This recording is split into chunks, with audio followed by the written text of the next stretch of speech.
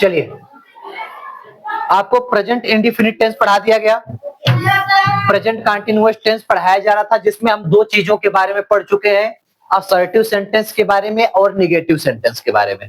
ठीक, उसका तीसरा जो सेंटेंस हमारा इंट्रोगेटिव है, हमारा तीसरा सेंटेंस प्रेजेंट कंटीन्यूअस टेंस का, इसके बारे में आज हम पढ़ेंगे। ठीक है, इंट्रोगेटिव सेंटेंस क्या होता है, पहले इसके हम नियम पढ़ लेंगे, इनके बनाने के नियम क्या क्या होते हैं। नियम नंबर 1 होता है हमारा कि यदि वाक्य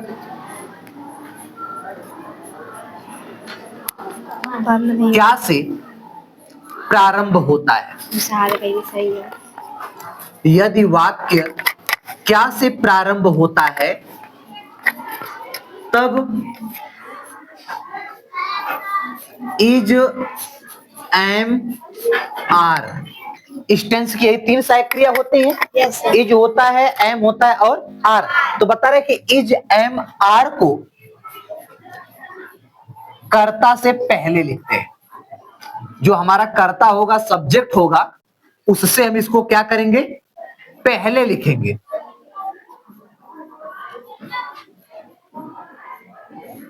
पहले लिखते हैं, ये हमारा पहला है। ठीक, और एक चीज ध्यान रहे कि क्या की जो ये क्या शब्द है, क्या की अंग्रेजी नहीं लिखते हम। जैसे व्हाट मीन्स क्या होता है ना, तो क्या की अंग्रेजी नहीं लिखते। यह हमारा पहला नियम है। ठीक, पहला नियम समझ में आ गया कि अगर हमारा कोई वाक्य आ जाएगा और उस वाक्य के सबसे पहले क्या शब्द आ जाएगा, तब हम उस क्या की अंग्रेजी नहीं लिखेंगे, बल्कि सबसे पहले इज, एम, आर, इन्हीं तीनों में से कोई एक शब्द हम लिख देंगे।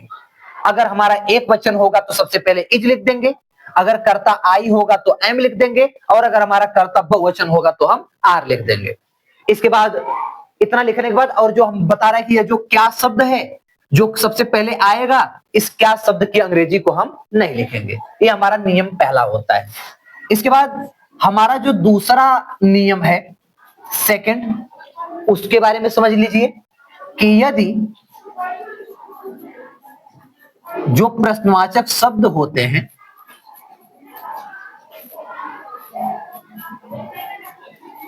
यदि प्रश्नवाचक शब्द वाक्यों के बीच में आता है, यदि प्रश्नवाचक शब्द वाक्यों के बीच में आता है, तब सबसे पहले, तब हम क्या करते हैं, सबसे पहले उसकी अंग्रेजी लिखते हैं। सबसे पहले उसकी हम अंग्रेजी लिखते हैं। जो भी हमारा प्रश्नवाचक शब्द होगा, सबसे पहले उसकी अंग्रेजी लिखकर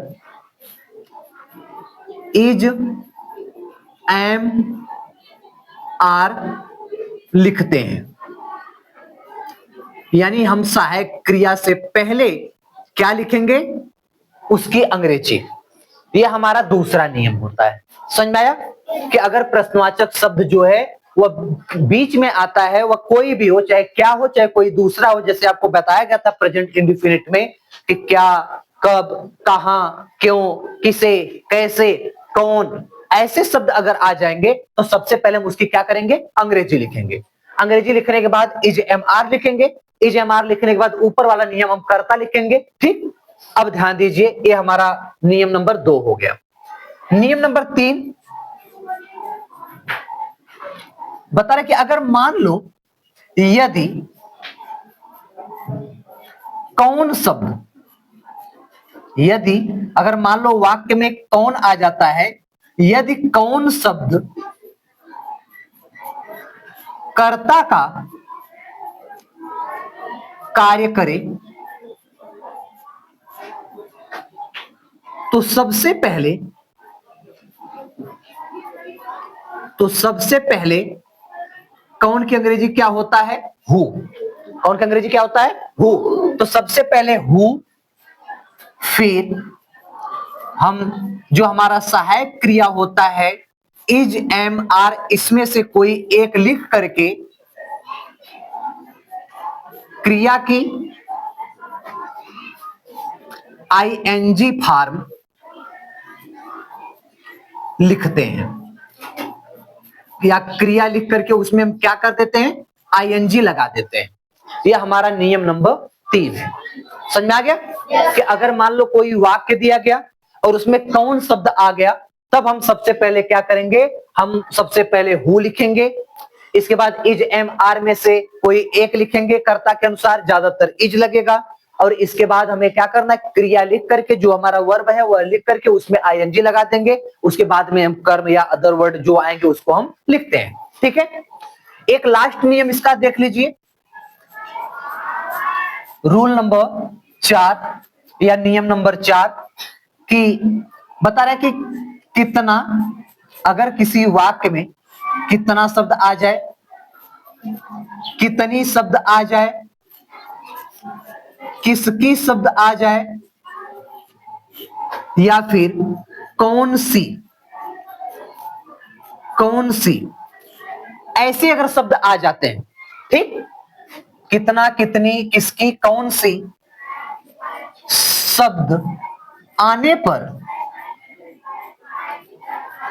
पर उससे संबंधित अर्थात उससे जुड़ा हुआ जो भी हमारा उससे संबंधित जो हमारा संज्ञा होता है या नाउन जिसको कहते हैं, उससे संबंधित संज्ञा को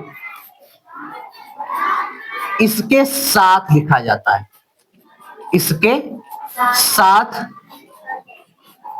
हम लिखते हैं, इसके साथ लिखते हैं। ठीक है, इनका जो हमारा स्ट्रक्चर्स होता है, इनको बनाने का नियम, ठीक,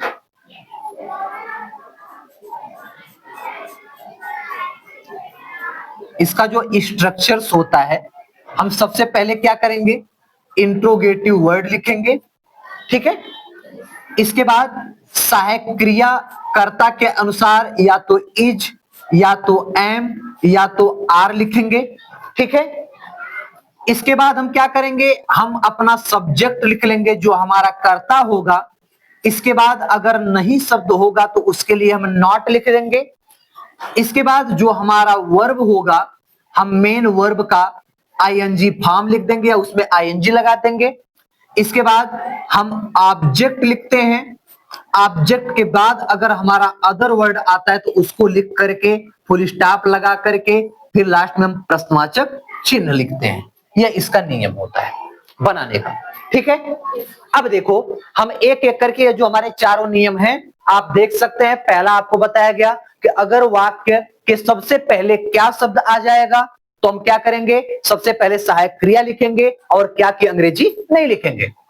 दूसरा नियम आपको बताया गया कि अगर कोई प्रश्नवाचक शब्द हो, जैसे क्या, क्यों, कहां, कितना, कितनी, कौन सी, किसकी, किसे, ठीक, ऐसे अगर वाक्य आ जाते हैं और वो भी कहां बीच में आ जाते हैं तो हम सबसे पहले उसकी अंग्रेजी लिखेंगे, इसके बाद सहायक क्रिया लिखेंगे, फिर हम क्या करेंगे, कर्ता लिखेंगे, फिर कर्ता के बाद हमें क्या करना है, अगर नॉट होगा तो लिखना है नहीं तो छोड़ देना है, फिर हम वर्ब लिखेंगे, ऑब्जेक्ट लिखेंगे, अदर वर्ड, फिर लास्ट में प्रश्नवाचक चिन्ह लगा देंगे। ये हमारे नियम है। तो एक एक करके हम पहले देखेंगे, ठीक ना। तो सबसे पहले पहले नियम वाला हम देख लेते हैं। जैसे मान लो हमारा एक सेंटेंस हो गया कि क्या वह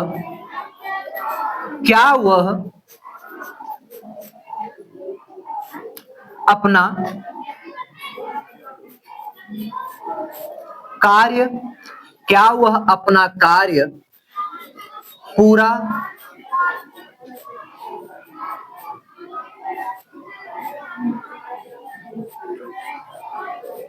कर रहा है। ध्यान दीजिए, हमारा पहला वाक्य है कि क्या वह अपना कार्य पूरा कर रहा है। सबसे पहले क्या आ गया, सबसे पहले क्या आ गया ना, तो नियम नंबर 1 के हिसाब से अगर सबसे पहले क्या होता है तो हम इज, एम, आर लिखते हैं। कहां, कर्ता से पहले। तो हम सबसे पहले इज एम आर लिखेंगे, उसके लिए हम कर्ता देखेंगे। कर्ता क्या है? वह, और वह हमारा क्या है? एक वचन है। जब एक वचन है तो सबसे पहले हम क्या लिखेंगे? इज। क्या लिखेंगे? इज। अब हमें कर्ता लिखना है, कर्ता वह है, ही लिख देंगे। ठीक, तो सबसे पहले हमने इज एम आर में से इज ले लिया, फिर सब्जेक्ट ही हो गया। अब हमें नॉट लिखना है, इसमें नहीं तो नहीं है, छोड़ देंगे। हमें वर्ब क्रिया लिखना है। अब देखो क्रिया क्या है? वह अपना कार्य पूरा कर रहा है। काम क्या कर रहा है? पूरा कर रहा है। किसके मीन्स पूरा करना होता है? कंप्लीट। किसके मीन्स होता है? कंप्लीट। आईएनजी लगाएंगे तो हो जाएगा कंप्लीटिंग।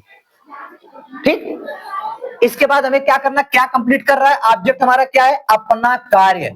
ही के अनुसार अभी आपको पिछले दिन बताया गया था, ठीक, कि पिछले दिन आपको बताया गया था ही के अनुसार अपने के लिए हम क्या लगाते हैं? हिज। और किसके मीन्स कार्य? वर्क। इसके बाद फुल स्टॉप लगाएंगे, इसके बाद प्रश्नवाचक चिन्ह लगा देंगे। समझ में आया?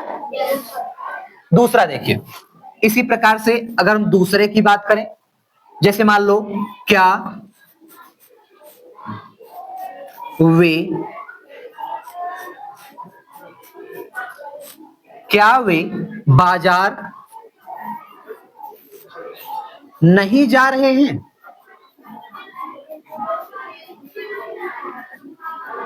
क्या वे बाजार नहीं जा रहे हैं? इसमें भी सबसे पहले क्या आया ना?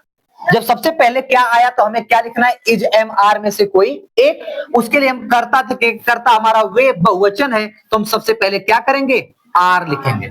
सबसे पहले क्या लिखेंगे? आर। फिर हमें सब्जेक्ट लिखना है, सब्जेक्ट वे। किसके मीन्स वे? दे। हमारा दे हो गया। फिर हमें नॉट लिखना है। अब देखो इसमें नहीं है ना, तो हम क्या करेंगे? नॉट लिख लेंगे। नॉट लिख लेंगे।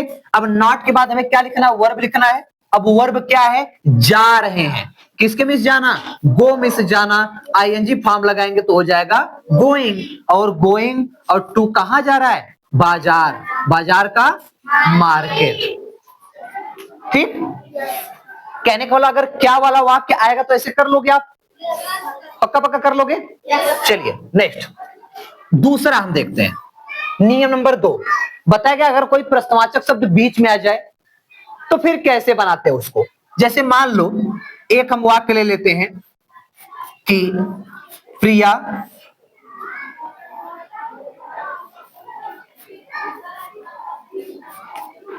अपना पाठ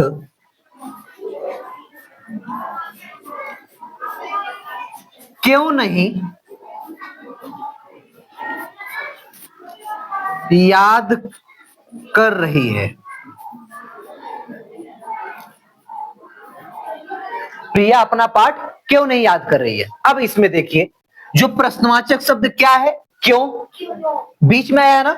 जब बीच में आएगा तो नियम देखो यहां से शुरू होगा। सबसे पहले इंट्रोगेटिव वर्ड। क्यों किसके मिस होता है? वाई। सबसे पहले वाई कर लेंगे।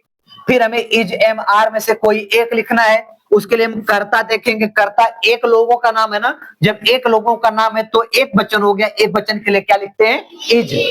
फिर हम कर्ता लिखते हैं। कर्ता क्या है? प्रिया। जब किसी का नाम आ जाए तो उसको हमेशा क्या करते हैं? बड़े से लिखते हैं, कैपिटल लेटर से लिखते हैं। ठीक, प्रिया हो गया आपका। फिर हमें नॉट लिखना है। अब देखो इसमें नहीं है कि नहीं है ना? जब है तो हम आगे क्या करेंगे? नॉट लिख देंगे इस प्रकार से। ठीक, फिर आगे नॉट के बाद हमें वर्ब लिखना है। अब ये वर्ब क्या है? याद करना। किसके मिस याद करना होता है? लर्न। आईएनजी लगा देंगे, हो जाएगा लर्निंग। ठीक, क्या याद करना है? अपना पाठ। अब आपको बताया गया था लड़की के अनुसार अपना के लिए क्या लगाते हैं? हर लगाते हैं। क्या लगाते हैं? हर। और किसके मिस? पाठ। लेसन। ऐसे देखो करना है। समझ में आया? इसी प्रकार से एक और देख लीजिए आप, तीसरा वाला, कि अगर मान लो किसी वाक्य में कौन आ जा रहा है।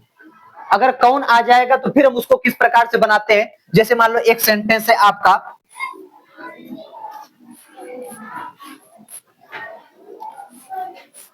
मधु को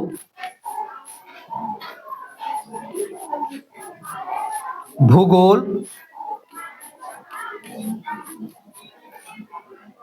कौन पढ़ा रहा है?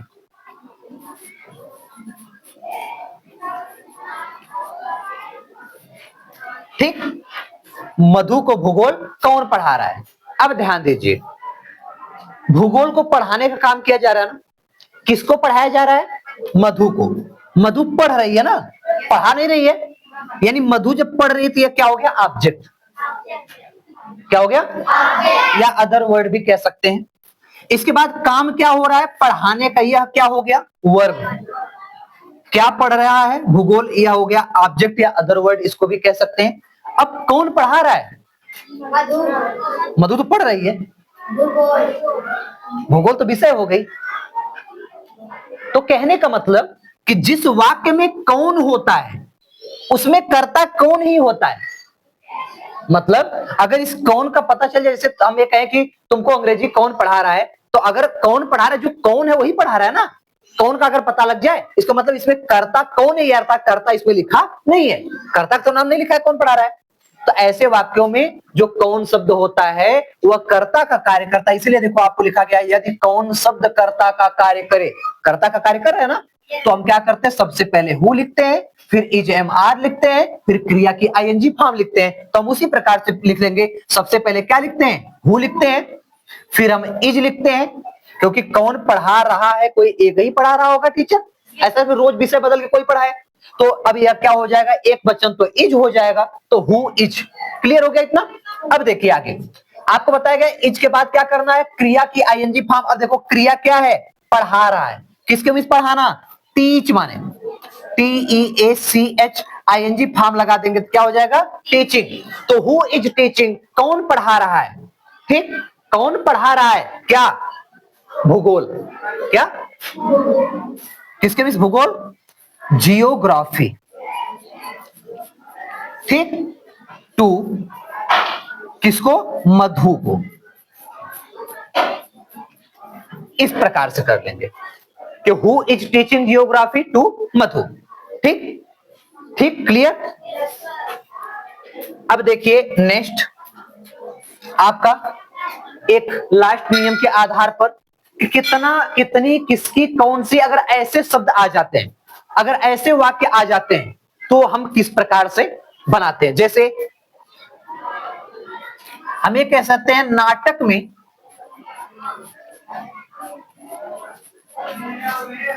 कितनी,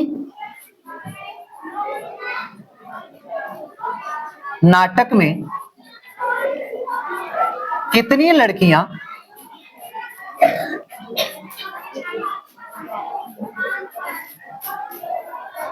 भाग ले रही हैं। नाटक में कितनी लड़कियां भाग ले रही हैं। अब ध्यान देना, कौन सा वाक्य आया है? कितनी। अब देखो इसमें बताया गया अगर कितना आ जाए, कितनी आ जाए, किसकी आ जाए, कौन सी शब्द आने पर उससे संबंधित संज्ञा, अर्थात इससे संबंधित जो आगे का वर्ड है यह इसके साथ लिखा जाता है। इसको इसके साथ लिखते हैं और यह प्रश्नवाचक शब्द सबसे पहले लिखेंगे। और आपको कितनी या कितना में बताया गया था कि अगर गिनने वाली चीज हो तो हाउ मेनी, और वजन करने वाली हो तो हाउ मच। तो लड़कियों को तो गिनते हैं, तो यहां पर सबसे पहले क्या हो जाएगा? How many. और लड़कियों का क्या हो जाएगा? गर्ल माने लड़की ना, तो लड़कियां गर्ल्स हो जाएगा क्योंकि ढेर लड़कियां हैं। तो हाउ मेनी गर्ल्स। अब हमें क्या करना है? सहायक क्रिया लिखना है। सहायक क्रिया लिखना ना। अब देखो तो कितनी लड़कियां नाटक में भाग ले रही हैं, तो लड़कियां ढेर है ना, तो जब ज्यादा है तो हम क्या करेंगे? आर, बहुवचन है, आर हो जाएगा। तो हाउ मेनी गर्ल्स आर। हो गया इतना। अब देखो आपका इंट्रोगेटिव वर्ड हो गया, इज एम आर हो गया। अब हमारा सब्जेक्ट, सब्जेक्ट पहले ही हो गया लड़कियां। अब आगे है हमारा कि नॉट, नॉट है ये नहीं है, फिर हमें वर्ब लिखना है, क्रिया। अब क्रिया क्या है? भाग लेना, यही ना। तो टेक पार्ट माने होता है भाग लेना। तो टेक लिखेंगे, आईएनजी लगा देंगे, हो जाएगा टेकिंग पार्ट। भाग ले रही है कहां? नाटक में। किसमें? नाटक में। इन माने में, और किसके में? नाटक, ड्रामा। ड्रामा माने नाटक। इस प्रकार से तो जितने भी आपको नियम बताए गए, चारों नियम, उस हिसाब से आपको अलग अलग चीजें दिखा दी गई कैसे सेंटेंस को हम बनाते हैं। तो कर लोगे ना इस प्रकार से अगर आएगा तो? तो इसको बढ़िया से आप देख लीजिए और इसको आराम से आप नोट कर सकते हैं, ठीक, अपने नोटबुक पे। चलिए अब अगला सेंटेंस अगले वीडियो में। ठीक, अब पढ़ जाइए।